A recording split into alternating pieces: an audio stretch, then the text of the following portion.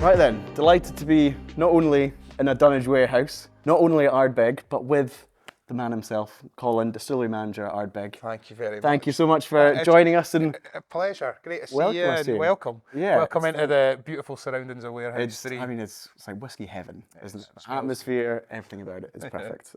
So today we're very, very excited to be talking about a new Ardbeg. This is Heavy Vapours. What can you tell us about it? Heavy Vapours is our committee and festival release. Sure. So we do annually. We have the Ardbeg committee. Yep. There's well over 200,000 members worldwide of the committee. This is kind of like a community fan club. Yeah, it's the best way to describe. Our loyal fans. You know, Ardbeg, people who love Ardbeg and get into Ardbeg tend to be really passionate, as a lot of the Islay whiskies here are, but especially with Ardbeg. And what we see with the committee is we started it because we never wanted the doors to close again because Ardbeg had shut through the 80s. So the committee was founded way back 2000. And it's sort of grown and grown. And as part of being in the committee, you can get an opportunity to purchase certain bottles. And one is the committee release we do, which then will go to our festival release. Sure. So that is Heavy Vapours this year. And this is, what's the inspiration behind it? What's the story of? Well, we like playing about and we quite like innovation. So we've got... We've done various things in the past. So last year we did Ardcore, which was a sort of front-end innovation where we'd changed the malt type to use black malt, like really heavily roasted malt, and we've played a bit with casks in the past. We've really gone into the distillery and torn things up with Heavy Vapours because Ardbeg on our spirit stills, although when this was made, it was a spirit still, because we now have 2 spirit stills at the time. We had one. And we have a purifier. So sitting on a slightly ascending line arm, the line arm from the still to the condenser sits at a 3-degree angle. And we have this purifier, this chamber that comes off it into sort of a 3-inch copper pipe that feeds back into the still, which is all about promoting reflux and lightening the spirit, essentially. We done away with it. We blocked it off. Quite hard to do because the fans are big when they were walking around. Thought something's not right here. But we disconnected it, and the whole idea was to really push a sort of big and chunky spirit. Try to really, these very sort of light, fragrant floral notes are sort of damped down. Ardbeg's this amazing balance of peaty, smoky, and these citrusy, fruity, herbal notes. And it was really to try and push it more towards the heavier, oily notes. So it's quite sort of raw and unfiltered. And maybe a bit like Ardbeg sometimes. Yeah, a little bit, We always aim for an amazing balanced spirit, and it is. I think we mash really heavily peated malt here, but you're ending up with this incredible liquid about balance. And by the purifier is such a key part of that, promoting that reflux and lots of copper contact to lighten, essentially promote your more volatile estery notes that are going to.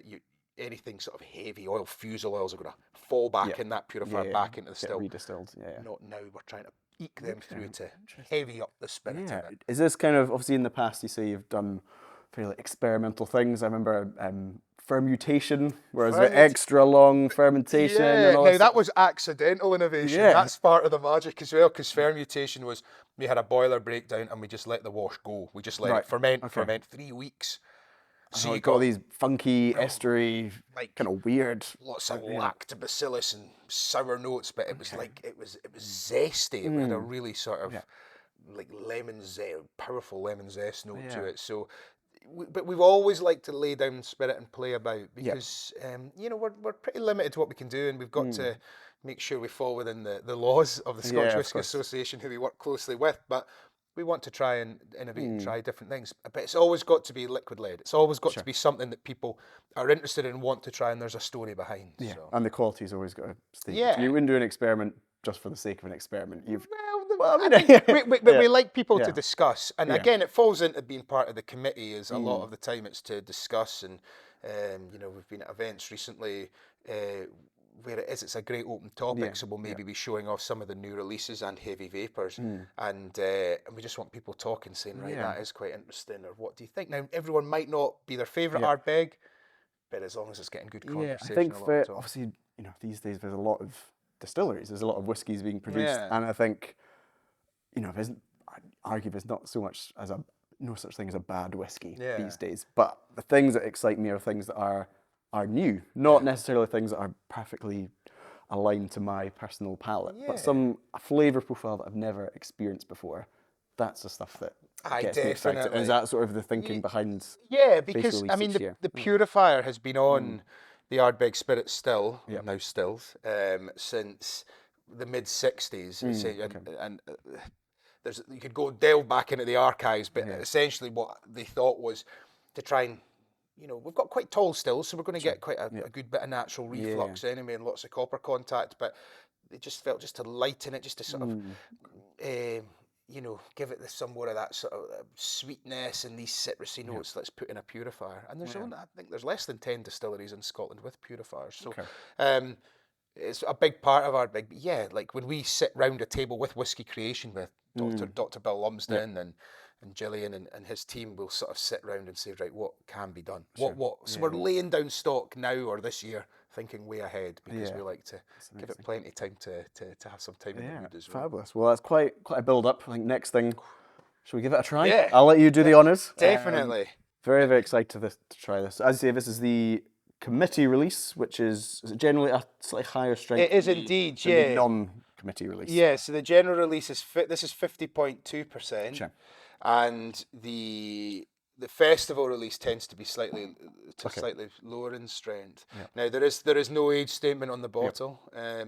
What we've also done with this is, you'll see it's quite light in colour, because we want to promote the character. We want to try and allow people to taste that difference of the spirit, and clearly the longer you're in the wood and the more active the wood, you're going to soften down that difference. So we used a lot of refill American oak, and you can see we don't add colour to Ardbeg. We never add colour to Ardbeg, so it's quite light, but that's great. As you say, you know, the whole point of this bottle, I suppose, is to demonstrate the difference the purifier makes. So if you're sticking it in first fill sherry octaves, first fill sherry for 10 years, it's not really going to work. It was, and again, that's all got to be thought through when we're laying down the spirit. A good number. In terms of, I feel the age statement issue is becoming more people are understanding that it's not a hallmark of quality. As you know, it's relevant, but it's not the be all and end all. I know, and young Ardbegs have always worked quite well, and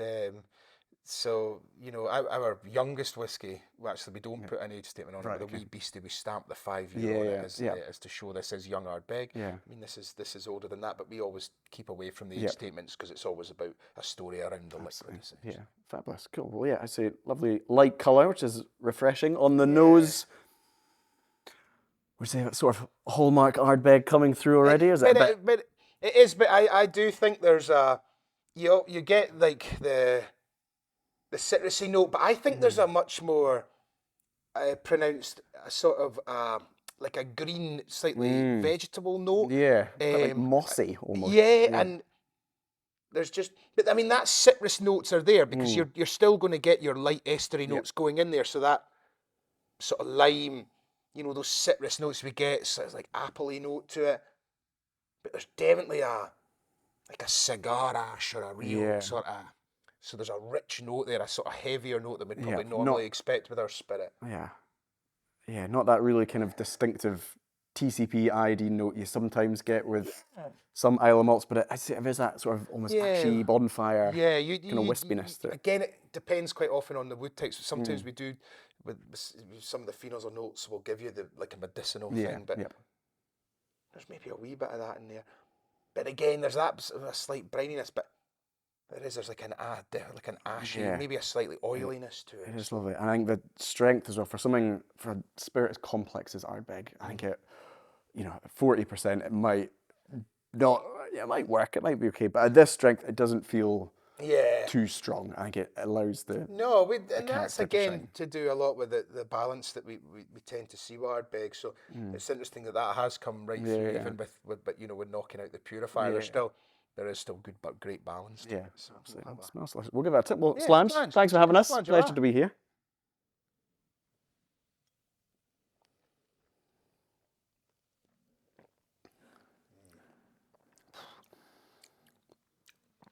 Oh, Yeah. Coats, you get everything. I always say with Ardbeg, you always get such a great mouthfeel. This lovely, great coating, but a lovely peppery tinge on the tip of the tongue there. But I definitely, I get a sort of a green, like a wee bit of sort of green pepper or something. I just think there's quite a wee vegetal note to it, but surrounded by, like again, that classic Ardbeg wood ash. But they're really good. It's got some good oily mouthfeel, I think, to that. In terms of mouthfeel, it's been a long time since I've had a whiskey that has that instant. I know. You want to go, mouthfeel, it's never thin, it's always, and again, it's Ardbeg's always unchill filtered as well, so it just helps with that mouth coating. But you know you've drank an Ardbeg when you're still feeling it in the mouth hours later. Would you say that's, maybe one of the things Ardbeg is most kind of famous for, that lingering finish, the fact that you can have a sip and, as you said, half an hour later there's still layers and layers of flavour coming through. It's definitely there's we talk quite often about like Ardbeg. There's some great whiskey, there's some great notes, but we talk quite often about tarry rope, from old ships, and there is just it's on the 10-year-old label, isn't it? Classic, tarry rope. But there is that sort of. I just think that it's definitely like a different smoke. I think with Heavy Vapours, not so much of the wood ash. I don't know if it's just like embers or something. It's just it's got like a real depth to it. The smoke. It's quite interesting. The purifier is it's not a big bit of kit. But it just shows. Essentially, it's heightening the still. It's allowing more reflux, so it's almost like you're adding height to the still, and by removing it, we've dumped everything down, we've shortened it, and it does have just a bit oiliness chunkier to it, a bit more. Stunning. With, obviously, it's delicious as it is. I say at the strength, it doesn't feel too strong. With a touch of water, generally, what does that do for Ardbegs? Well, we'd always recommend. It's always an interesting thing with the water because, I mean, when we are putting whiskies together, we'll tend to dilute everything, or if we're nosing new make off the stills, we'll bring everything down to 20% because it doesn't obviously blind your nose, and but you don't want to be drinking whiskey at 20%. You can, but it tends to just you don't get anything like the same mouthfeel to it. But what we would always say is try nose it and try it neat. Add a wee bit of water because this is 50.2. I'll maybe just stick a wee bit more in that, and let's have a wee nose. Yeah, for me, it kind of calms it down a little bit, but there's still a lot there. There's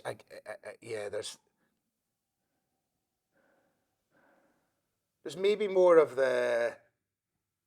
Again, it's quite funny sometimes when you add like water Ardbeg because the first sort of some of these smoky notes you might get are sort of back. I think.